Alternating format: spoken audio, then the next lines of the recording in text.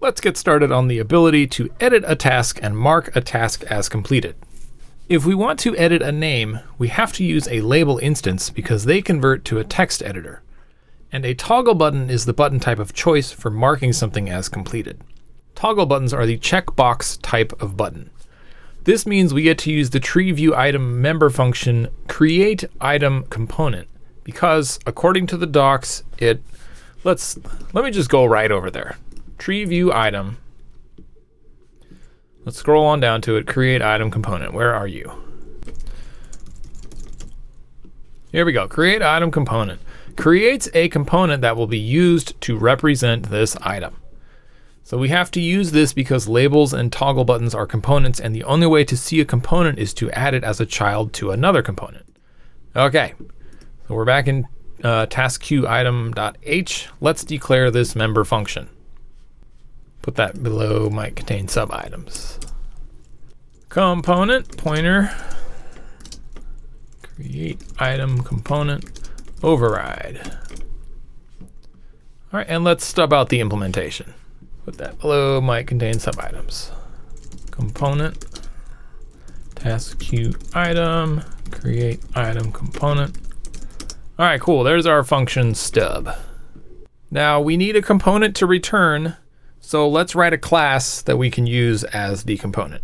Let's create some source files named TaskQueue item component in Producer. Switch to Producer, right click on source, add new CPP and header file, TaskQueue item component. Save and reopen in IDE. Okay, cool. All right, let's move to our TaskQueue item component header. And let's declare our class. First, we need that header file, the juice header. We need that guy. So add that in first, and now we can do struct TaskQueue. Oh, let me spell that right. Item component. It's a component, and there's our base. The TaskQueue item that is spawning this TaskQueue item component owns a value tree. So let's pass a copy.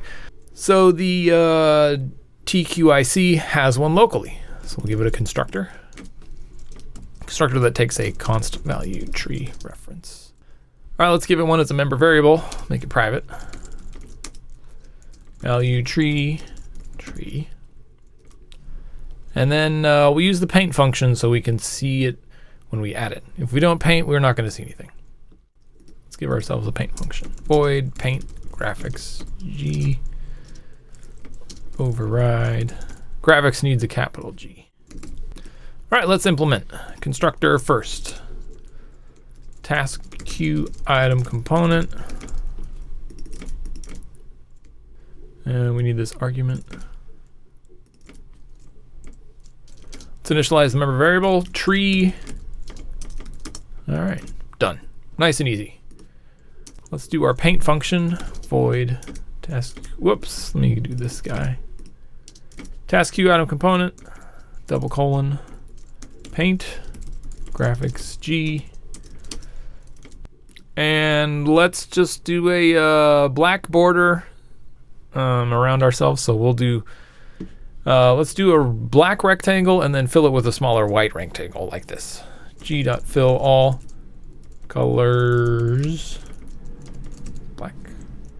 G.set color colors white, not wheat, white. G.fill rect, and we'll do a get local bounds dot reduced. We'll reduce our local bounds by 2, so there's a 1 pixel. It's either a 1 pixel border or a 2 pixel border the whole time. All right, we've got that in place. Move back to TaskQueue item.cpp, and now we can implement our create item component function. So according to the docs, let's go look at those docs real quick. TreeView item, Command F, create item. There we go, create item component. And it says, let's see, the component returned will be managed by the TreeView, so always return a new component and don't keep a reference to it, as the TreeView will delete it later when it goes off the screen or is no longer needed.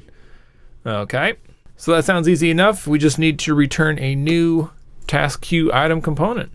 So return new. That means we need to include it. Let's do that first. Include TaskQueue item component. Let me spell that right. Component.h. Okay, so now we can return it. TaskQueue item component. Now this needs a value tree passed to it, so we'll just pass our member. All right, let's run it, see what we get. Let's add some tasks. Okay, cool. The rows are kind of short. Let's fix that. So we can use the tree view function get item height. So let's implement that in class for right now. We'll put that below our create item component. Int get item height const override. This is another member function. We'll just make them 30 pixels, 20, 30. Maybe that's something like that is cool. Return 30. That seems like it'll be okay. Let's see how that looks.